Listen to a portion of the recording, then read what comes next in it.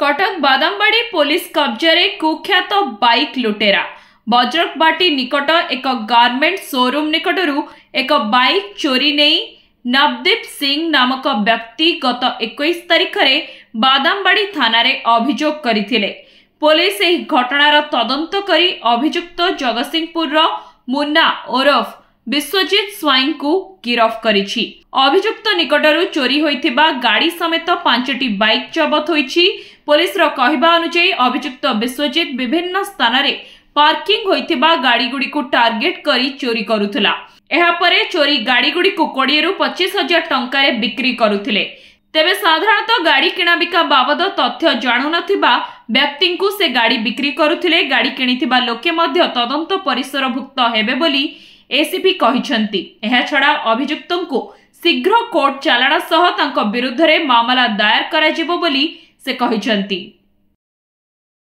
225 number Badambadi PS case number 21 तारिख दिन राति 9:55 रिपोर्ट होता आम पाखे आगु भी किसी बाइक थेफ्ट रिपोर्ट होता तेणु आम तार केस तदंत को आरंभ करूँ। तदंतर जहाँ प्रथम प्रक्रिया आम सीसीटीवी फुटेज देखिलु। ये जो घटना जो 225 नंबर केस ये घटना घटी आमर जो अंबर एनएक्स अच्छी दौड़मुंडाई पाखे पार्किंग लॉटू बाइक टी जाइला। आम बाइक तुरंत आम रिपोर्ट आसला आम सीसीटीवी फुटेज रहिलु। राति सीसीटीवी फुटेज देखिलु तापर सकाळ मध्ये जाई विभिन्न एंट्री और एग्जिट रूट रे सीसीटीवी फुटेज वेरिफिकेशन कलु। जानिया पाइलु जे रंजित नाम व्यक्ति जे जन वेटरन बाइक चोरी केस केस अच्छी बोली आम जानिया पाइलु। से जन वेटरन बाइक ऑपरेटर विभिन्न जाजपुर कटक जगतसिंहपुर विभिन्न जिले बाइक चोरी रे से लिप्त अच्छा फोटो डाटाबेस हम क्राइम डाटाबेस ऑलरेडी आगु अच्छी। बर्तमान से ही एका ही अच्छी कारण से एका